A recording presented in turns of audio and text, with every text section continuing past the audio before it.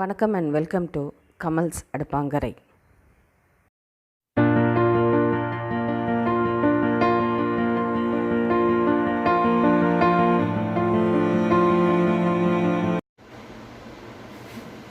நம்ம வேக வச்சா சன்னா எப்படி இருக்குன்னு பார்த்தேன்.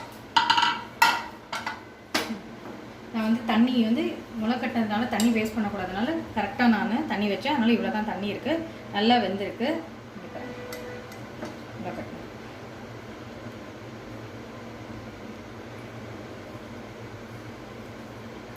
நல்லா மசிஞ்சிருக்கு.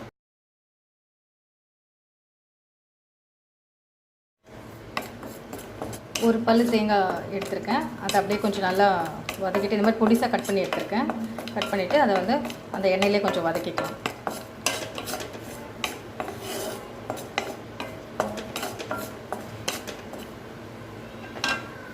இது எதுக்கு எண்ணெயில் வதக்கிறதுனா, இப்போ நம்ம இன்கேஸ் ஈவினிங்காக செய்யணுன்னா கூட காலையிலே செஞ்சுட்டு வச்சுட்டு போயிட்டா கூட இந்த எண்ணெயில் போட்டு இந்த தேங்காய் வதக்கும் போது நமக்கு லைட்டாக வதக்கிட்டோன்னா கெடாமல் இருக்கும்.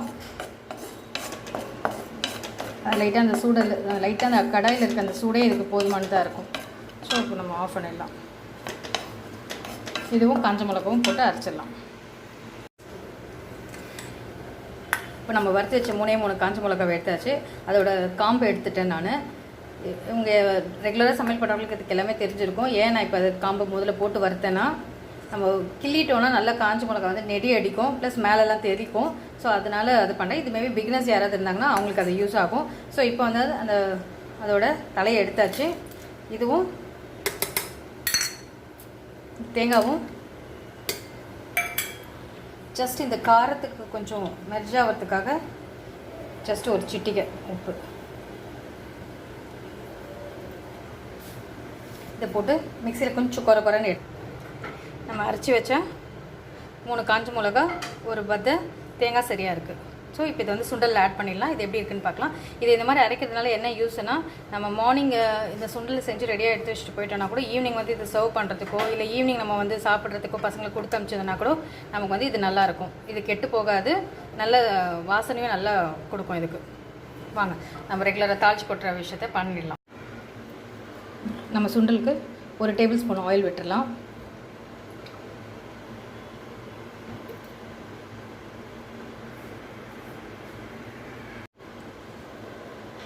எண்ணெய் சூடாயிடுச்சு. இந்த டைமில்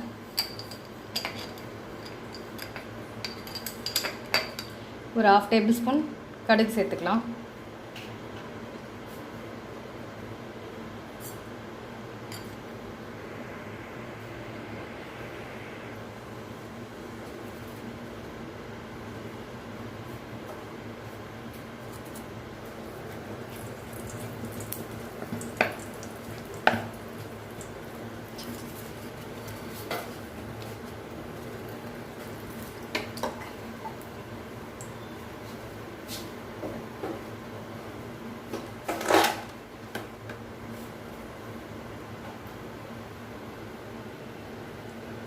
கடுகு நல்லா பொரிய வருது.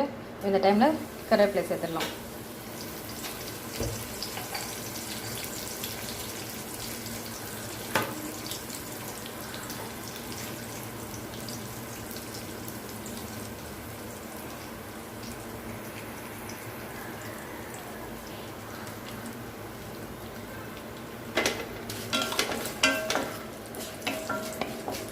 இன்னும் கொஞ்சம் நல்லா பொரிஞ்சிட்டோம்.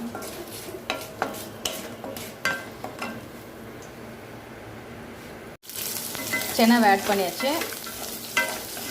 சென்னா ஆட் பண்ணோன்னா அது நல்லா கொஞ்சம் எண்ணெயில் நல்லா வதங்கட்டும் கொஞ்சம் நேரம். இந்த எண்ணெயில் ஏன் இப்போ கொஞ்சம் நேரம் வதக்க விட்டுறேன்னா, ஆக்சுவலாக சென்னா இந்த ஒயிட் சென்னா மட்டும் எப்போவுமே நம்ம வேக வச்சோன்னா கொஞ்சம் நேரத்தில் வெளியே வச்சாவே கொஞ்சம் ட்ரை ஆகிடும் ஸ்கின்னெல்லாம். இப்போ இது பார்த்திங்களா கொஞ்சம் நல்லா ஒரு க்ளாஸினஸ் கிடைக்குது அதோட ஸ்கின்னில்.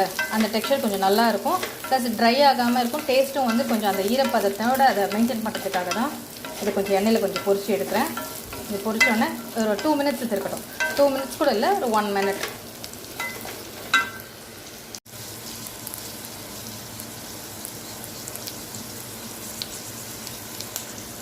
இப்போ நம்ம அரைச்சி வச்சுருக்க அந்த மசாலாவை இதில் ஆட் பண்ணிடலாம்.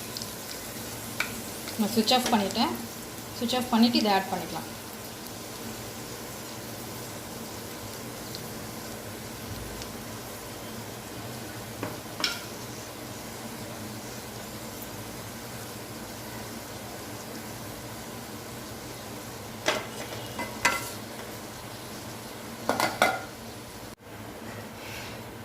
முளைக்கட்டின ஒயிட் சன்னா சுண்டல் ரெடி ஆகிடுச்சு, கொண்டக்கடலை சுண்டல். ஸோ இப்போ இதை எல்லாருக்குமே நம்ம கார்னிஷ் பண்ணிடலாம்.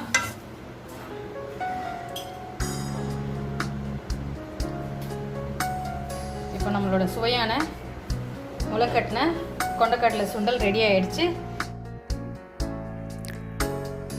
இந்த வீடியோ உங்களுக்கு பிடிச்சிருந்தா சப்ஸ்கிரைப் பண்ணுங்கள், கூடவே இருக்கிற பெல் ஐக்கான் பட்டனை கிளிக் பண்ணுங்கள். ஃபர்தர் நோட்டிஃபிகேஷன்ஸு உங்களுக்கு கண்டினியூ ஆகிறதுக்கு அது ஹெல்ப் ஆகும்.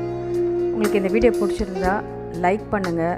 ஏதாவது கமெண்ட் பண்ணணுன்னு இருந்தால் கமெண்ட் செக்ஷனில் கமெண்ட் பண்ணுங்கள். இது யூஸ்ஃபுல்லான வீடியோவாக இருந்தால் உங்கள் ஃப்ரெண்ட்ஸ் ரிலேட்டிவ்ஸ்க்கு ஷேர் பண்ணுங்கள். மறக்காமல் சப்ஸ்கிரைப் பண்ணிடுங்க. Bye friends. நெக்ஸ்ட் வீடியோவில் நல்ல ரெசிபியோடு பார்க்கலாம்.